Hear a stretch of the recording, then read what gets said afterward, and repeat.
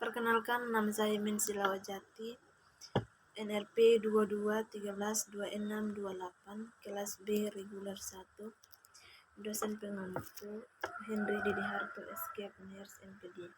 Di sini saya akan menjelaskan tugas video pembelajaran anatomi sistem pencernaan. Pengertian sistem pencernaan.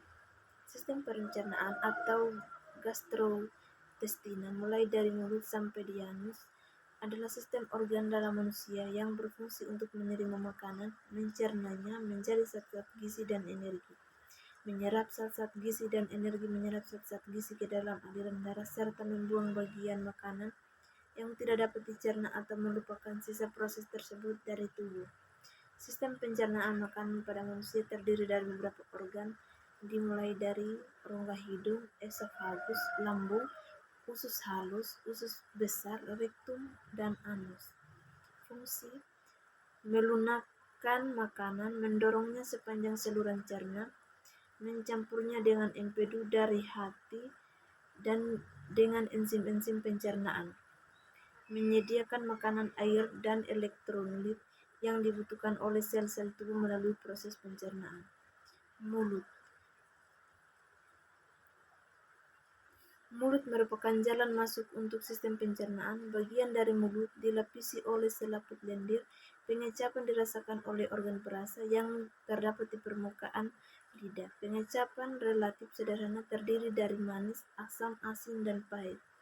Penciuman dirasakan oleh saraf olfaktorius, dilindungi dan lebih rumit, terdiri dari berbagai macam bau. Struktur gigi. Gigi memiliki fungsi memotong, menggoyak, dan mengelilingi makanan menjadi partikel yang kecil-kecil. Lidah memiliki peran mengatur letak makanan di dalam mulut serta mengecap rasa makanan. Kelenjar ludah. Ada 3 kelenjar ludah pada rongga mulut. Ketiga kelenjar ludah setiap harinya sekitar 1-2,5 liter ludah. Setiap kandung dan ludah pada manusia adalah air, mucocensine, amilase, zat antibakteri, dan lain-lain. Fungsi ludah adalah melumasi rongga mulut serta mencerna karbohidrat menjadi disakarida. Faring.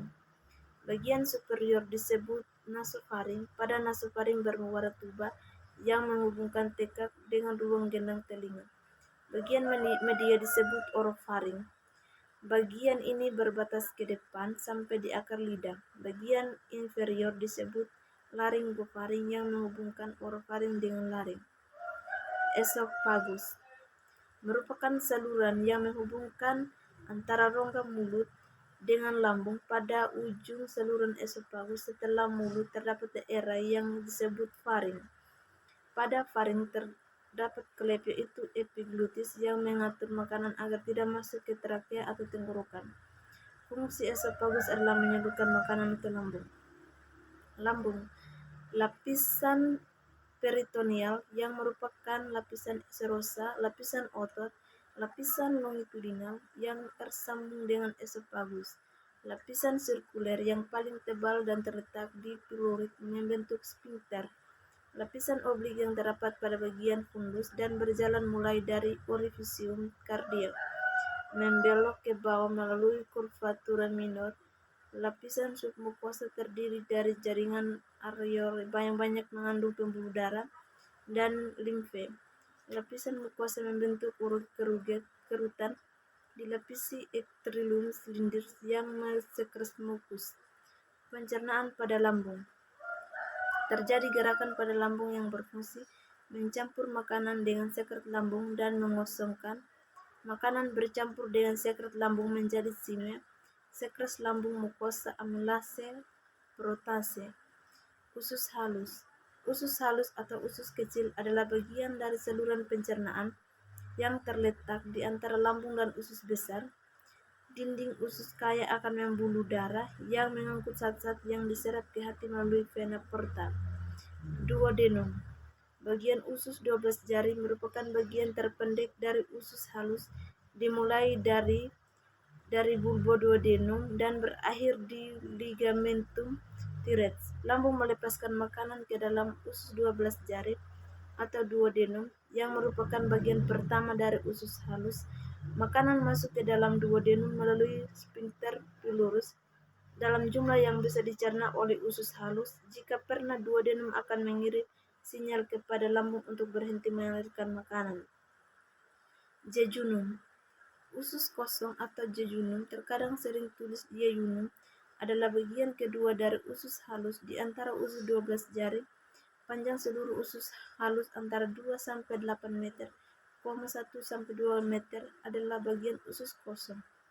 Usus kosong dan usus penyerapan digantungkan dalam tubuh dengan mesenterium. Ileum. Usus penyerapan atau ileum adalah bagian terakhir dari usus halus.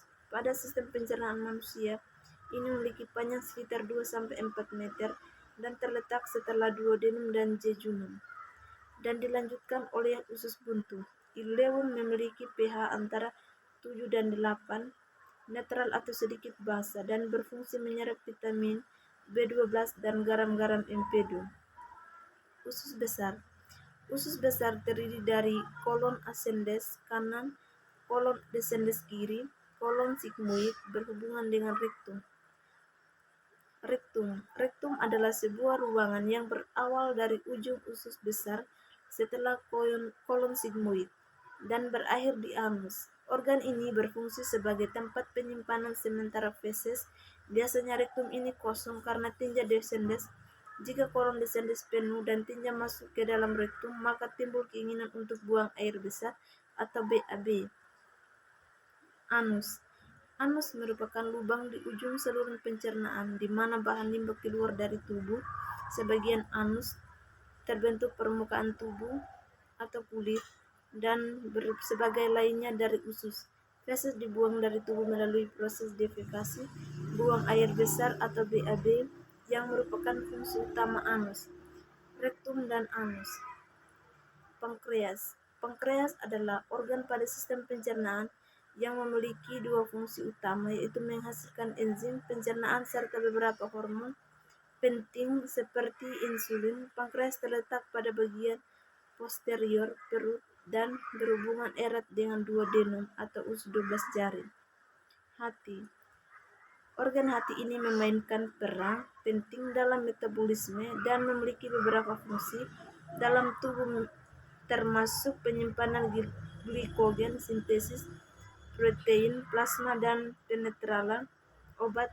Dia juga memproduksi bile yang penting dalam mencerna. Istilah medis yang bersangkutan dengan hati biasanya dimulai dalam cepat atau hepatik dari kata Yunani untuk hati, hepar.